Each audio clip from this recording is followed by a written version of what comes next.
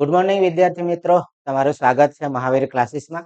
આજે આપણે જીવ વિજ્ઞાન વિશે ભણીશું, જેમાં જીવ વિજ્ઞાનની અંદર સૌથી અગત્યનો ટોપિક કે જેના વિશે આપણે બધાને જ જાણકારી હોવી જરૂરી છે, જેમાં આપણે દરેક સજીવ જે એકમોનો બનેલો છે, બરાબર, દરેક સજીવ જે ભાગનો બનેલો છે એની આપણે ચર્ચા કરીશું।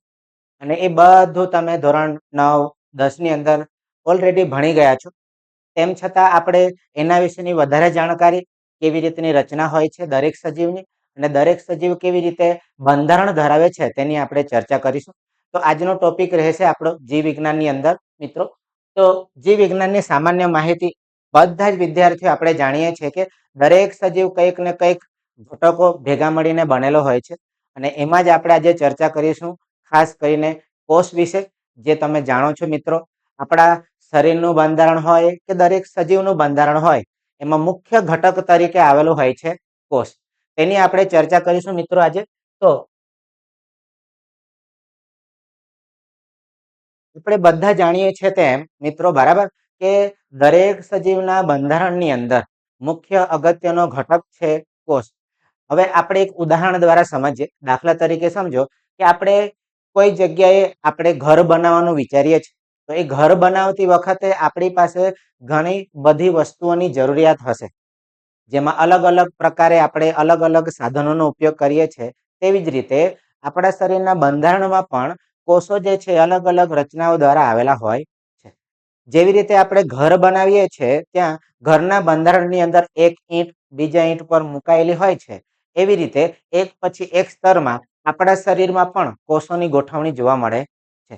તો ચાલો વિદ્યાર્થી મિત્રો, આજે આપણે આ કોષ વિશે વધુ જાણકારી મેળવીએ, અને કોષની અંદર કઈ કઈ રચના હોય, કોષ કેવી રીતે કામ કરે છે તેની આપણે ચર્ચા કરીશું।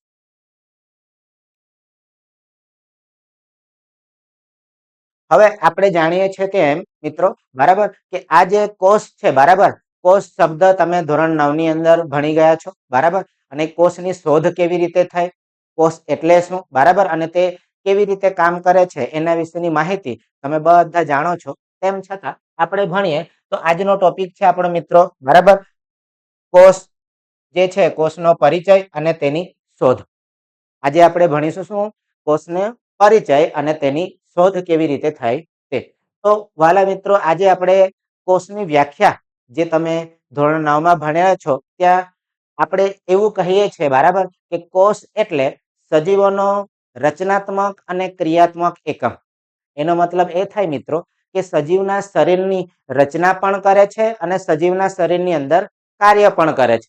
તો આ બંને બાબતોનો સમાવેશ કરતો મુખ્ય ઘટક, જેવી રીતે આપણે ઘર બનાવવા માટે એક એક ઈંટને મૂકીને સરસ મજાની ઇમારત બનાવીએ છીએ, એવી જ રીતે આપણા શરીરની અંદર પણ કોષો અલગ અલગ રીતે ગોઠવાયેલા હોય છે અને આપણા સુંદર શરીરની રચના કરે છે। તો આ શરીરની રચના માટે અથવા તો સજીવના બંધારણ માટે જે રચનાત્મક અને ક્રિયાત્મક એકમ છે, તેને આપણે શું કહીએ છીએ? કોષ તરીકે ઓળખીએ છીએ। ચાલો મિત્રો, આપણે કોષ જે છે અહીંયા લખેલું છે, જીવનનું સૌથી નાનું રચનાત્મક અને ક્રિયાત્મક એકમ છે। એટલે જીવનની અંદર અથવા તો સજીવની અંદર આપણે વાત કરીએ છીએ તેમ જીવનમાં જે અગત્યનો, બરાબર, અને જીવન જીવતા સજીવો છે એમાં અગત્યનો ઘટક જે છે એ છે કોષ।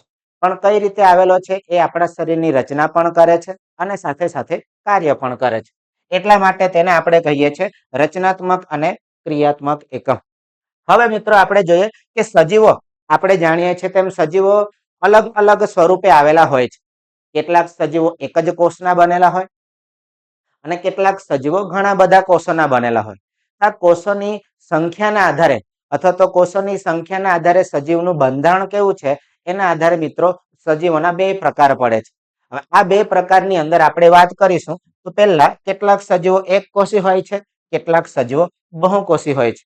મોટા ભાગના સજીવો મિત્રો આપણે બહુકોષી જોવા મળે છે।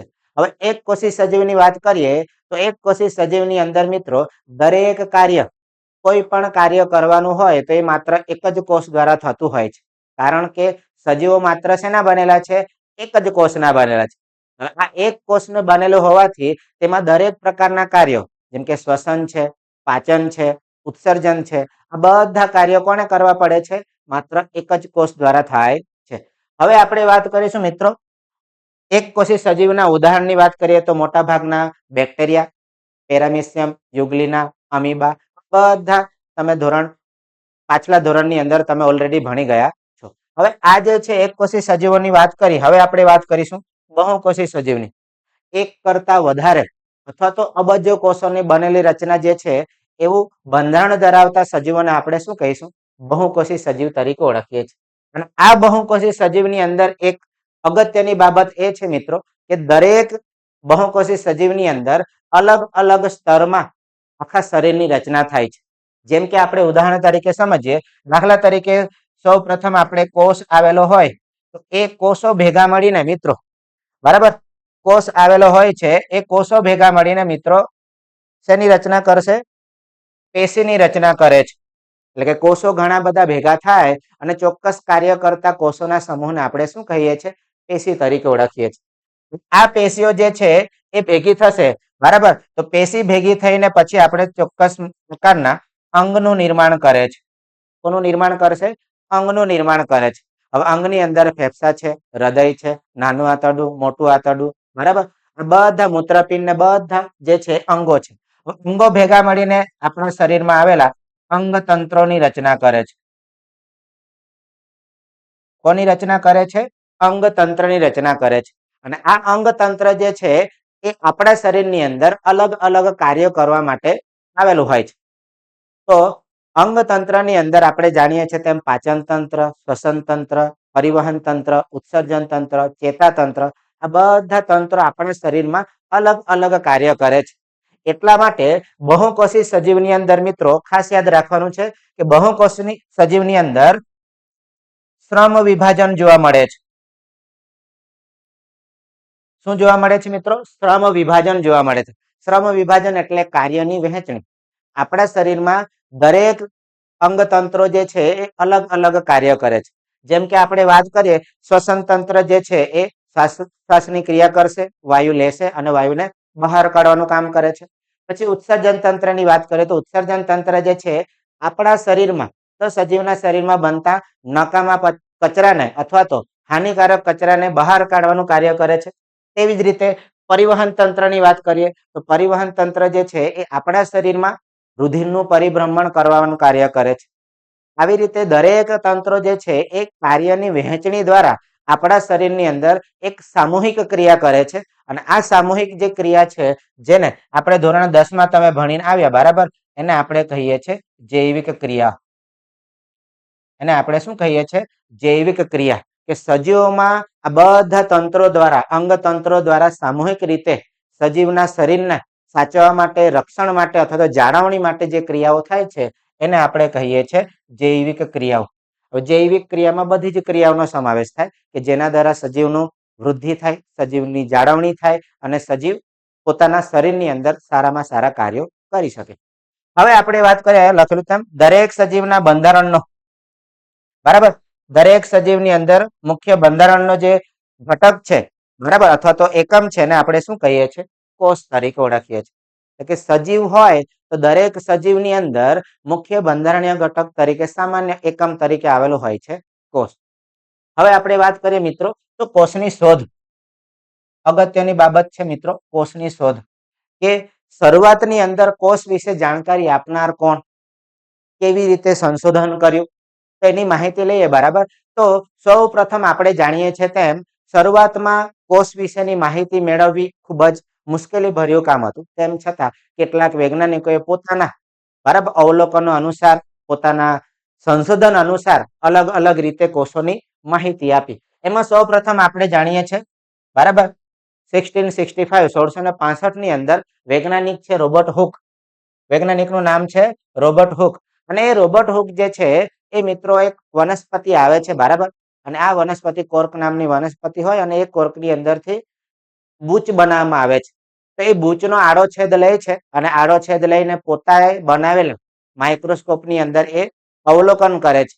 અને અવલોકન કરતા એમને ખાના જેવી રચના દેખાય છે.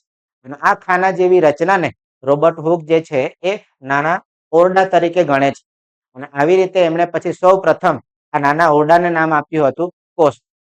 કોષનો મતલબ થાય છે નાનો ખંડ, બરાબર. અને ખાના જેવી રચના જે છે એની સૌપ્રથમ સંશોધન કરનાર હતા વૈજ્ઞાનિક રોબર્ટ હુક. અને એમણે અહીંયા ખાના જેવી રચના જોઈ અને એને પછી શું નામ આપ્યું એમણે? સેલ એટલે કે કોષ તરીકે નામ આપ્યું. હવે પછી વૈજ્ઞાનિકો આવે છે કેટલાક, એન્ટોવાન લ્યુવાનહોક, બરાબર, જેમણે જીવંત કોષો, આમણે મૃત કોષોની વાત કરી હતી. હવે આજે એન્ટોવાન લ્યુવાનહોક છે એમણે સૌપ્રથમ જીવંત કોષની માહિતી આપી હતી, બરાબર. અહીંયા સૌપ્રથમ જીવંત કોષની માહિતી આપી હતી અને એમણે સૌપ્રથમ જીવંત કોષો જોયા હતા, બરાબર. તો આ થઈ ગયા આપણે સામાન્ય કોષનો પરિચય અને તેની શોધ. હવે આપણે આગળ વાત કરીશું મિત્રો અલગ અલગ પ્રાણીઓમાં કેવી રીતે અથવા તો અલગ અલગ સજીવોમાં આ કોષનું બંધારણ કેવું હોય અથવા તો કોષની અંદર કઈ કઈ રચનાઓ આવેલી હોય તેની આપણે ચર્ચા કરીશું. Thank you. કેટલો ટાઈમ થયો?